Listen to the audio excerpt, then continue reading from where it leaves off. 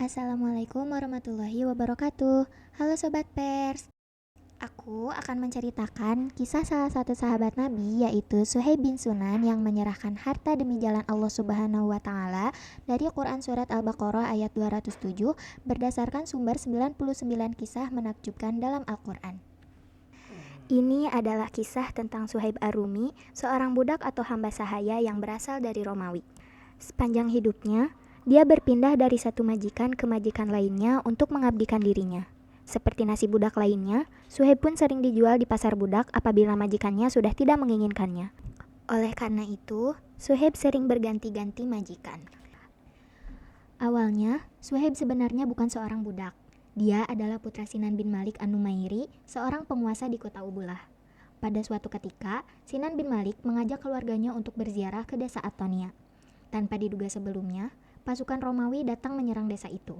Mereka merampas semua harta benda yang ada dan menawan penduduk di sana untuk dijual sebagai budak. Suhaib yang baru berusia 5 tahun pun terpisah dari keluarganya dan ikut dijual sebagai budak. Dia pun harus menderita karena awalnya terbiasa dengan kehidupan yang serba ada. Kehidupan Suhaib yang menyedihkan berpindah-pindah dari satu tempat ke tempat lainnya di Romawi. Dia mulai belajar bahasa Romawi dan lupa bahasanya sendiri, yaitu bahasa Arab. Walaupun begitu, Suhaib tetap merasa sebagai orang Arab dan tetap ingin kembali ke tanah Arab, tanah kelahirannya.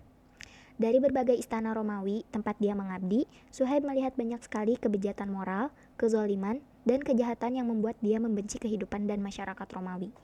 Suhaib pun sangat ingin terbebas dari belenggu sebagai budak dan hidup sebagai orang yang merdeka. Pada suatu kesempatan, Suhaib berhasil kabur dari majikannya.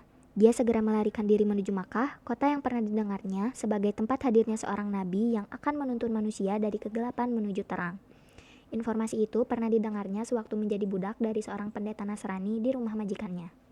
Sebagai seorang budak pelarian yang tidak memiliki apa-apa, Suhaib sangat beruntung bertemu dengan Abdullah bin Jada'an, seorang tokoh di Makkah yang mengajaknya berdagang.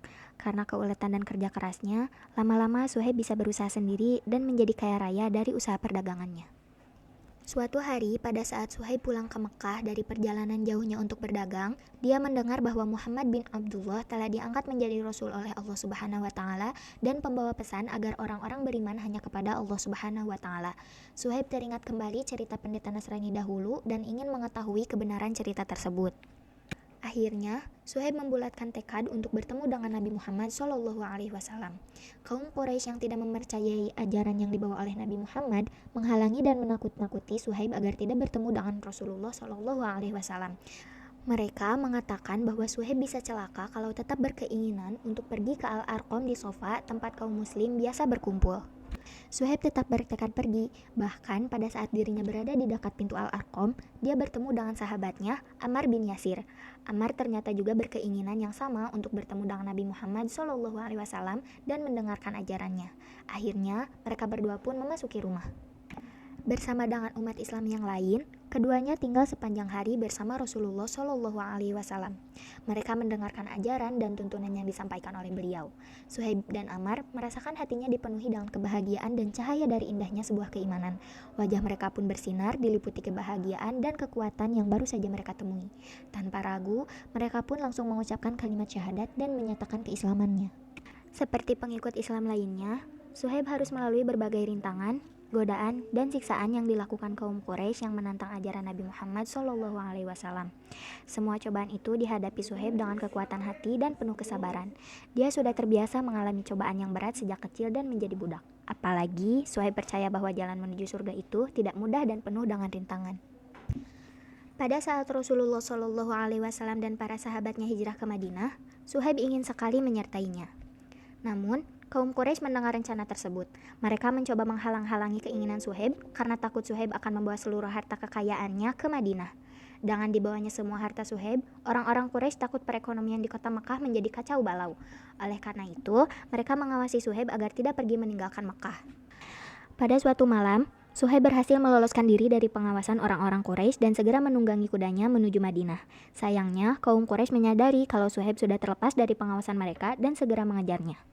Melihat kaum Quraisy mulai menyusulnya, Suhaib segera mendaki ke sebuah bukit. Dia segera menyiapkan busur dan anak panahnya untuk menghadapi mereka. Hei kamu Quraisy, kalian tahu aku ini adalah pemanah yang hebat. Jika kalian mendekat, aku akan membunuh kalian. Teriak Suhaib dengan gagah dan berani. Kaum Quraisy yang mengejar langsung terhenti. Mereka tahu Suhaib memang pemanah ulung sehingga mereka tidak berani mendekatinya. Kami tidak akan membiarkanmu pergi bersama hartamu, Suhaib.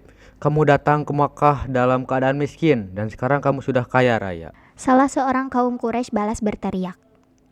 Kalau begitu, apakah kalian akan membiarkan aku pergi kalau aku menyerahkan hartaku pada kalian? Jawab Suhaib. Tawaran Suhaib ternyata disetujui oleh kaum Quraisy. Akhirnya mereka membiarkan Suhaib pergi setelah diberitahu tempat penyimpanan harta kekayaannya di Makkah. Suhaib pun segera melanjutkan perjalanannya ke Madinah dengan perasaan yang sangat amat bahagia.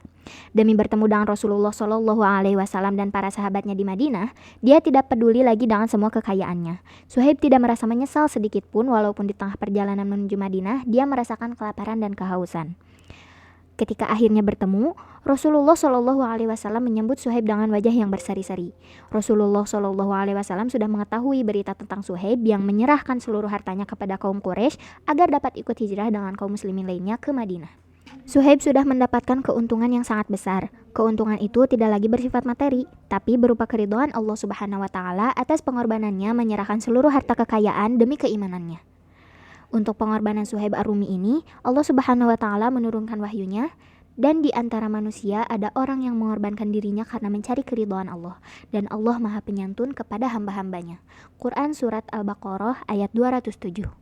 Nah, itu dia kisah dari salah satu sahabat Nabi yaitu Suhaib yang merelakan hartanya demi mendapat keridhaan dari Allah Subhanahu wa Ta'ala. Sampai jumpa di episode selanjutnya. Wassalamualaikum warahmatullahi wabarakatuh.